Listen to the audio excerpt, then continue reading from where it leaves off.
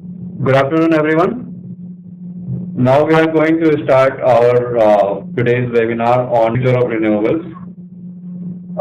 First, let me introduce myself. I am Alok Jindal, working in TERI in renewable energy technology area here in since last 6 years, and I am having total experience of over 10 years working in the field of energy and environment technologies. And the other speaker, Mr. Shirish Garud, he will be presenting after me, and he is having experience more than 20 years in renewable energy technology area. And today we will be covering mainly about the what are the renewable energy situation in India as well as global. What will be the future scenarios of renewable energy development in India as well as globally? I will be starting my presentation now. So my presentation outline is the introduction, the application sector of renewable energy technologies, renewable energy potential in India, and what are the market drivers in potential in India, and what is the present energy situation which actually will drive the renewable energy demand as well as the government plan in terms of national action plan of climate change. What are the targets and what is the renewable energy requirement to meet those targets? First, as you see from this slide, that overall CO2 concentration in our environment is increased more than 400 ppm, which is above the alarming level. So this is the concern where we have to start thinking about the clean energy technologies and where the renewables come and play a very important role. So here in next slide you can see what are the different renewable energy technologies which are available, which can contribute to the environment in terms of reduction of CO2 emission. And these technologies follow wind, geothermal, bioenergy, hydro, wave, ocean, and ocean thermal technologies. These have been being developed globally in various ways for direct use of these energies or through conversion of electricity. In the next slide, I'm going to present what is the renewable energy potential in India. You can see from the slide that the solar is very much available in India with the average solar radiation intensity of 4 to 7 kilowatt hour per meter square per day, which takes to the megawatt potential in terms of 20 to 30 megawatt per kilometer square. This estimation is based on the major scale modeling and the satellite solar radiation data available for India. And now to go up to the ground level, the MNRE has started its program for the ground level measurement of solar radiation at various locations. And this program is being carried out by Center for Wind Energy Technology by installing various solar radiation measurement stations. The next slide gives you the idea about the renewable energy potential in India for wind power potential. The Center for Wind Energy Technology, which again is the nodal agency for carrying out the technical activities and research for the resource assessment of wind power, it estimates 102 gigawatt of wind power potential at 80-meter height. And this 102 gigawatt is the latest development. Old estimates were around 49 gigawatt when we consider only 50-meter height from the ground. And there are various other studies which also conclude that wind power potential is very high in India. Like one study by LVNL, it is based on the land use and cover and the geographical wind power potential allocation analysis. At 80 meters, they estimate around 2006 gigawatt of potential in India. The low carbon working group, which under its 12 plan preparation activities, they estimated around 500 gigawatt. And our own estimate, a study conducted by TERI for Gujarat for the integrated renewable energy potential assessment, under which we use the land use, land cover analysis, and the Secondary, wind, solar, and biomass potential information. We estimated around 750 gigawatt of renewable energy potential in a combined way for all renewables, and for wind itself, it's around 250 gigawatts. So this gives that what kind of great wind power potential is available in the country. And the small hydropower in the next slide, you can see it is around 19.75 gigawatt. The power mass, again, depending on what kind of biomass resource you are considering, it depends and varies from 19 gigawatt to 50 gigawatt in India. The tidal, the potential estimate is around 8 to 9 gigawatt, and which is mainly in the Gulf of Cambay and Gulf of Kutch in the western part in Gujarat state of India, and around 100 megawatt estimate in the Sundarban. In terms of geothermal energy, there is no clear-cut estimate, but some research papers estimate that around 10.6 gigawatt of geothermal power potential is available from various geothermal sites in various geothermal provinces of the country. In wave energy, again, India has around 7,500 kilometers of coastline, and considering the wave potential of 5 megawatt to 15 megawatt per meter, it is estimated around 40 to 60 gigawatt. But considering the various activities which are going in and around the coastal areas and various other technical barriers, the actual realizable economic potential is considered very less for wave energy in India. So now, having great potential in country, India is drive towards the development of renewable energy technologies, and the major drivers for these technologies are the power shortage, which is and the lack of grid networks, especially for the remote and rural areas, electrification, energy security, and energy need for the uh, increased and high rate of the development of the country. The climate change threat, the CO2 emission reduction, these are the factors which are actually promoting government to develop policies and regulations and provide incentives for the renewable energy promotion. In terms of the electricity situation in India, the installed capacity, you can see the overall installed capacity in India is around 230.6 gigawatt, out of which major contribution is from coal, and then hydro and renewable is coming around 12.8% in terms of installed capacity, out of which wind is the maximum contributor, followed by small hydro and solar power generation. And this 12.81 is the installed capacity contribution, but in terms of the energy penetration, it is around only 6 to 7% in kilowatt hour penetration terms. So you can see that still India has to go a lot in terms of renewable energy development for increased penetration of renewable energy in its total energy mix. Again, the energy situation, the demand supply gap. In 2012-13, we can see from the slide that there was a gap of around 8.7% in terms of total energy demand in million units, and in terms of peak megawatt load, there was a gap of around 9%, which again is anticipated in the next year's energy demand projection for 2013-14, that this peak shortage will remain up to around 6.2% from the below table you can see.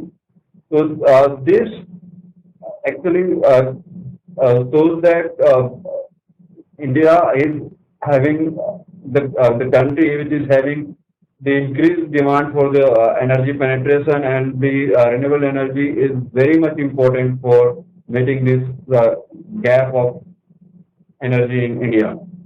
And in very recently for the 12 5-year plan, the country has estimated that total of the power installed capacity required, including renewables, thermal, and hydro and nuclear, You can see the last column, high gas plus high renewable scenario. It is around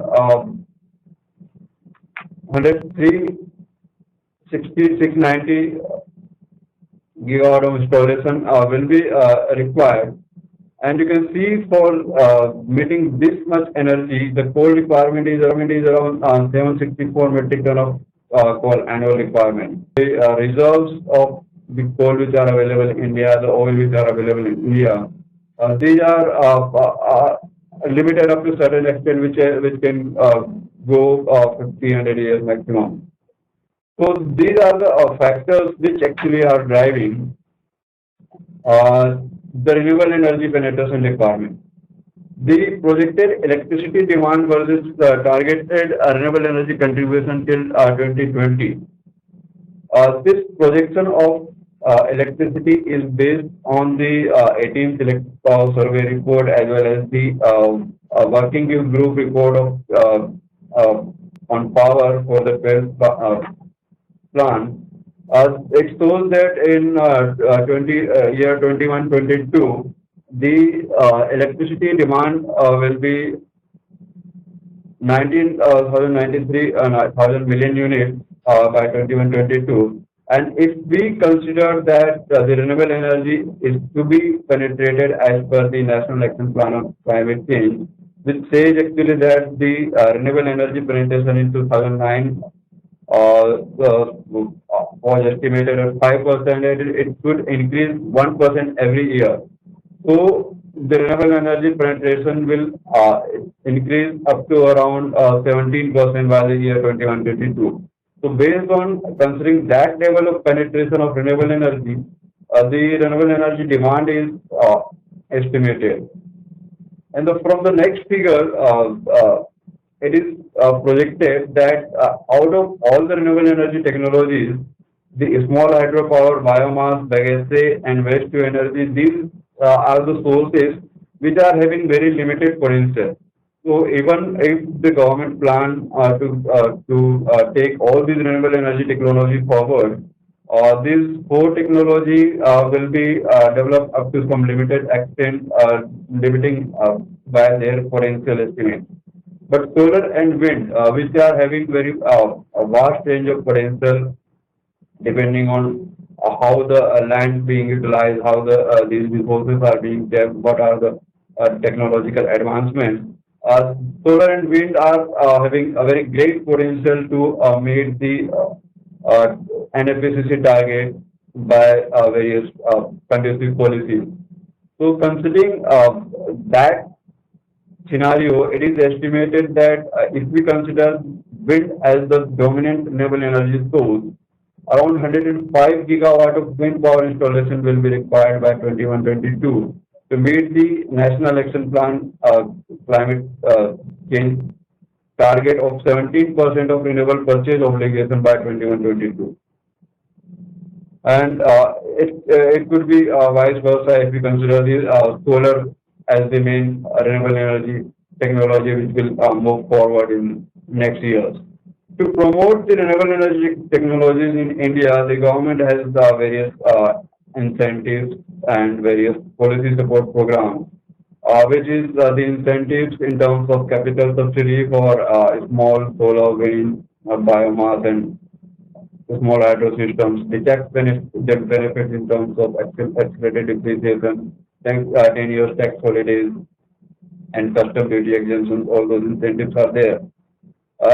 And the other policy support are fixing of the preferential tariff by every state for various renewable energy technologies, fixing of the minimum percentage of the renewable purchase obligation for all the states for various renewable energy technologies in their own state.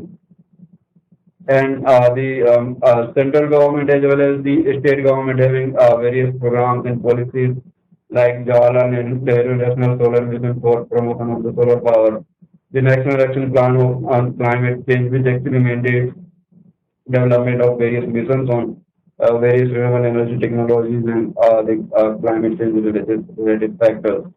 So, having this kind of potential, this current scenario, and various support from the government, the renewable energy technologies have a lot of potential to be applied and potential to be integrated for various applications, not only for power generation, but for various direct applications like cooking, drying, industrial process heating, mechanical energy for water pumping, grinding, and these are historically been utilized in various different ways. And world has already accepted the need and importance of this renewable energy and is developing these technologies in a great way. So I will end my presentation by just explaining already explained this the perspective of renewable energy in Indian context. And the next speaker, Mr. Shirish Garud, will be covering the global development scenario of renewable energy technologies. And before moving to Mr. Garud, we will be having a small poll. You will be given around 2-3 minutes to give your opinion. So I will start with my portion of the presentation now. It's about future of renewables. I think one of the most appropriate topics we have taken. So in the first session, we looked at what is the potential for renewables in India, what is the need of renewables in India, which are the renewable resources available in India. And as you might have seen, the most commonly used and exploited renewable resources are hydro, wind, and solar, and to some extent biomass. And now we will look at little bit of international scenario to get the flavor of how renewable market is moving, how renewable development is taking place across the globe, and where one look at what kind of future scenarios one can look at. Just to repeat and put in the context, the drivers are basically conventional fuels are increasingly becoming expensive and supplies are becoming irregular for a variety of reasons. Somewhere it is shortage, somewhere it is political, geopolitical issues. The climate change impacts due to human interventions and mainly due to energy use, that is use of fossil energy, which is creating pollution and high carbon CO2 content in climate. So one is looking at replacing these fossil fuel by renewables, and of course there are concerns for energy security for countries like India, which has less oil or petroleum compared to its demand, and it is heavily dependent on import of fuels. And also the second most important is also the access to energy for rural areas where the conventional electricity grid has not reached, or the even distribution of cooking gas or other fuels is also very difficult. And there one is looking at decentralized solutions or solutions which can be implemented using locally available energy resources, and which are primarily renewable energy resources like small hydro or mini hydro or micro hydro or solar or small wind, etc. Or also in some cases biomass based power plants, small capacity like gasifier power plants, which can power the couple of villages or small communities. So essentially, these are the drivers across the world for solar or for renewables. And one is looking at a global scenario. One can look, here is the table which shows the current share of renewables of various countries based on the global status report of 2021 and the targets these countries have. And as you can see, majority of the countries are targeting around 10 to 15% of renewables somewhere around 2022. And also some of the countries are even looking at higher percentage like Canada, because it is essentially huge country with a lot of hydro and geothermal kind of resources is looking at 90% replacement, or for that matter, Mexico even is looking at 40% renewables, or New Zealand again is looking at 90%. Philippines is looking at a huge percentage, primarily with geothermal. Countries like Norway or Switzerland already have a huge percentage of hydro energy, which is termed as renewables because it is replenishable and it doesn't emit GHG gases, etc.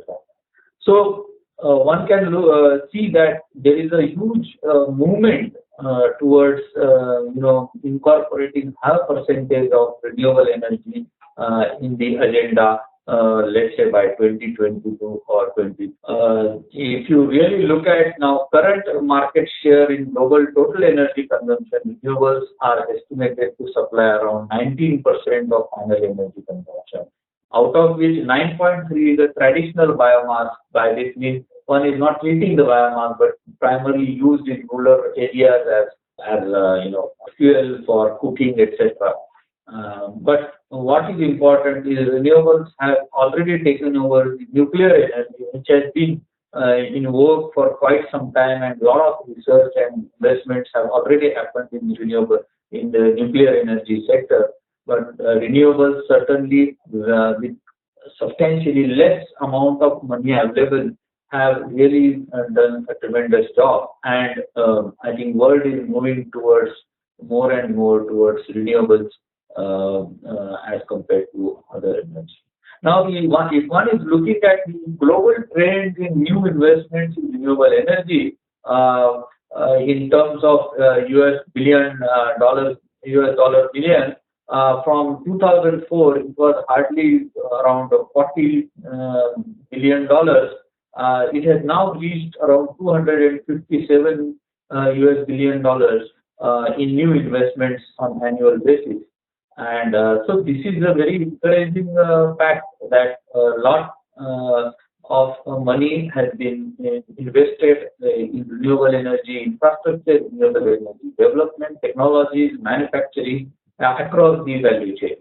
And also very importantly, the share of developing countries, investments in developing countries is quite substantial. It is more than 50% than that of developed countries, obviously, because their needs and their investments are majority in technology development, whereas in developing countries, the majority of investments are happening in implementing projects for generating, let's say, power or energy from renewables.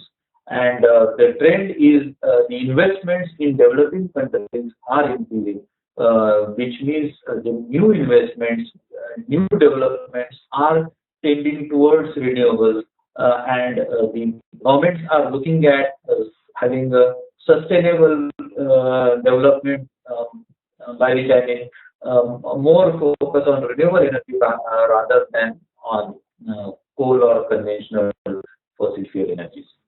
In case of India, as you can see, the investments are increasing, and in 2011 it had crossed 10 billion mark, and last year there was less investment because of the certain changes in the policies, but this year again one will see the higher percentage of investments in the renewable energy sector. The point I am trying to make is renewable energies are growing, and this is going to be a major investment sector over a period of time. In terms of annual renewable energy capacity addition, as you can see, India features in top 5 countries in many, whether it is new capacity investments or hydropower or wind. Even in solar also, last couple of years have been very good. So I think India will have some place in that chart also.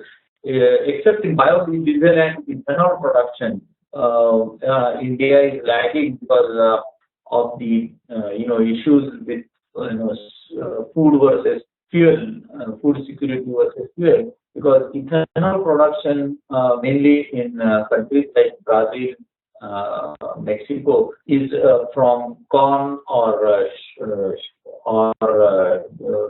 sugarcane. So there are issues of food security, and that is why Indian government is very taking a cautious approach on these two technologies. Again, if one is looking at different indicators, whether it is investments which are increasing, installed power capacities which are increasing now, it has reached more than 500 gigawatt by 2012. Our renewable power total, including hydro, is about 1500 gigawatt. Hydropower about 1000 gigawatt. Biopower or solar PV has again crossed 100 gigawatt mark. Concentrated solar thermal, the progress has been slow, but it is picking up. Wind power is again a very prominent source of renewable power, which is almost close to 3,300 gigawatt. And then, of course, the solar water heating and other. And also, I would like to bring to your attention the policy targets, countries with policy targets. That is, countries which are looking at renewables in a more serious way, as a matter of focused policy interventions, focused government program interventions, and government investments. And those number of countries are now more about 138 countries which have certain policies or certain programs which promote renewables. And that is a very encouraging sign, because unless there is a buying in on the governments, the industries will not come forward, and that is how the development will take place. And it is very interesting to see that the countries are also showing a lot of interest in renewable power. Last year, in 2011, United Nations also started an initiative which is known as Sustainable Energy for All by 2030. As you know, already there's a UN development agenda. So now sustainable energy has three objectives.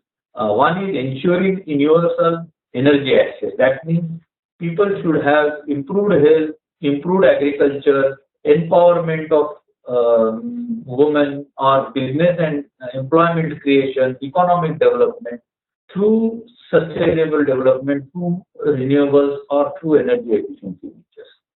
Doubling the share of renewables. So there is a big agenda that current share of renewables can be doubled by 2030 by affordable energy, even when grid does not reach. New opportunities for small entrepreneurs. It will also create decreased variability in energy cost, because once the capital investment is done, renewable energy comes with a constant cost factor, because the source is primarily free. Energy security and reduced import bills and reduced environmental impact. The third objective of the Sustainable Energy for All by 2030 is doubling the rate of improvement in energy efficiency. That means whatever energy you are using, you use it more efficiently with better appliances, efficient appliances. So you reduce your energy cost, reduce your energy consumption, and also reduce the impact on environment, especially due to fossil fuel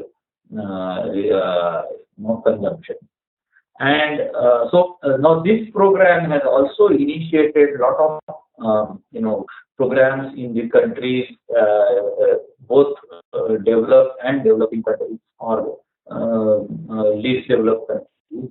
And the action areas identified is, of course, modern cooking appliances and fuel, large-scale renewable power, and transportation, distributed electricity solutions, grid infrastructure and supply efficiency, in industrial and agricultural processing, building and appliances. So you can see among so these 7 areas of sectoral action areas cover almost the entire gamut of energy consumption in an urban or developed or modern society, be it cooking, be it transportation, be it industries, be it agriculture or buildings, or energy for lighting and other applications.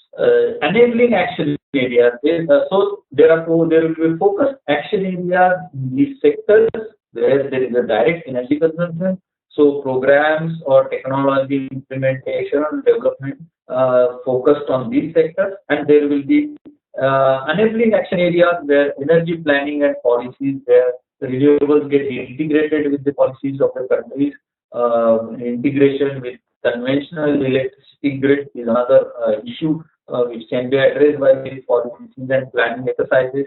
Expansion of grid into renewable rich areas, business models and technology innovation. Again, to make renewables more affordable, proper business models are required, technologies are required, financial and risk management, because essentially being new technologies, renewables are looked upon as risky investments, but that can be taken care using risk management and finance management measures. For example, risk coverage guarantee or payment security guarantee mechanisms or funds, etc. Capacity building and knowledge sharing. This is an important aspect because a lot of knowledge and technologies are available in developed countries, but not all are available in the developing countries, and capacity building and knowledge sharing is very important. And I just quoted the message by Mr. Baki Moon, Secretary General of the United Nations. We need to innovate to spread throughout the world, especially where energy demand is growing fastest. And these are the areas which are developing countries or Asian countries, African countries, Middle East countries.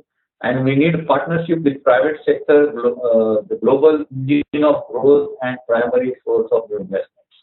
So the point is, renewables and sustainable development are now the focus point with the UN also, and a lot of development is happening in these areas.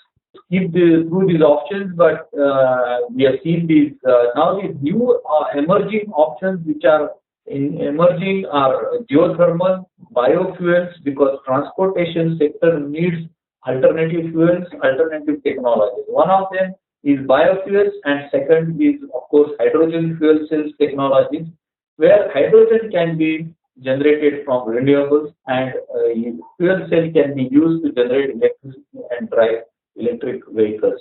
The technologies are now being developed, still very expensive, but new materials and new technologies are bringing down the cost. And of course, there is ocean energy. I will not go in details with ocean energy, but countries specifically like UK or United Kingdom are looking at ocean energy because they have a lot of potential in wave tidal and marine currents. Although these are likely high capital intensive energy resources, but people are seriously looking at it. Let us quickly go through the barriers for development of renewables and what are the solutions. The first important barrier is resistance to change. Any society generally are not very willing to change. And we have seen the established industry, established utilities do not want to get into renewable bandwagon so easily. They have a lot of mind blocks, lot of concerns. Some of them are real technical nature, some of them are policy or regulatory issues, but there is a resistance to change. What is the solution? Solution is creating awareness and capacity building. Unless the knowledge, the know-how and awareness is created among the people, one will not be able to apprehend, understand the technologies easily and adopt it. And one has seen over last 20 years of period, now people are ready to accept renewable technologies, solar technologies as something which can work, which are reliable. Challenges in technology development adaptation. There are issues with let's say, for example, solar cell efficiencies are very low. So new technologies are being developed. There are some technological limitations or material limitations because of which solar cell technologies are low. But new combinations, new materials, nanotechnologies are coming in now, and efficiencies have now improved from 6% few years back to now on laboratory scale they have reached around 20 to 40%. Large investments in developing new infrastructures, because renewable energy infrastructure needs large investments, and governments are coming out with new schemes like FDI, or foreign direct investments, or even incentives for investments in technology, uh, in infrastructure. And also, what one of the barriers is the policy support. Not everywhere the policies are conducive. There are old policies which are when they were framed, the renewables were not in picture, and they need to be changed or adopted for new regime of having new technologies, distributed technologies. Earlier, one has seen centralized power stations as a common, but now we are looking at more and more decentralized power generation solutions, which need different policy support, different regulatory support, and of course, that is also happening for this. What will be the future shares of renewables? The REN21 has done some studies with taking opinion of experts in different countries, and which is reported on the Renewable Global Futures report. And there are three scenarios. One is essentially talking of conservative scenario where projected share of renewables can be around 15 to 20% of total energy consumption, which is more or less has been currently achieved in many parts of the world, in major countries, and including India, we are now around 10 to 12%. Moderate is about 30 to 45%, which is most likely to happen by 2020 or 2030, somewhere in between that, where a little bit proactive actions are being taken by the governments to switch over to renewables. And a very high percentage can be up to 50 to 90%, which is a long-term prediction if renewables can become bit more cheaper and the technologies can be developed where they can be more efficient. So one is essentially looking at anywhere between 30 to 90% percentage share coming from renewables. And from the context of India, as we have seen earlier in Alok's presentation, we need around 1,000 gigawatt of total energy installed capacity. And if one is looking at 20-30% of installed capacity, in that percentage, one is looking at 300-400 gigawatt of renewables, which is not very difficult in terms of looking at the potential. And if one is we are really successful in tapping solar energy, which is abundantly available almost across the country and throughout the year, and especially in desert parts and low in arid wasteland areas, one can really look at a very high percentage of renewables in years to come in India also. So I think the picture is very promising, very interesting. Just to conclude and this presentation, what we have seen is renewable energy resources are increasingly attracting new investments. It is a very developing sector, fast developing. It is picking up its pace. Major RE costs are comparable to conventional power and energy costs, especially in last few years. The cost of technologies, particularly in solar, have come down, and the cost of electricity generation are comparable to some of the fossil fuel technologies, especially in distributed mode or in off-grid mode. And technology and economic trend indicate that renewable energy penetration is a matter of choice and preferences of the government. It is no more dependent on non-availability of technology or non-availability of investments or capital or funds. I think both these are now available. It is only willingness of the government or choice of the governments to push it. And as we have seen, about 130 odd governments are pushing renewables in a major way. And so one can see in future the renewables will have a serious and major role to play in our societal development and sustainable ecosystem. And I just I've got a cartoon which which is very telling that you may have coal and nuclear as museum items when entire world will be running on renewables. And with this, I would like to close my presentation. Thank you for your attention. Our contact details are here in the presentation, and we'll be uploading this presentation for viewing later on to our IT services. And I thank my colleague from IT services particularly for organizing this event, and to you all again, thanks for sparing your time. Thank you.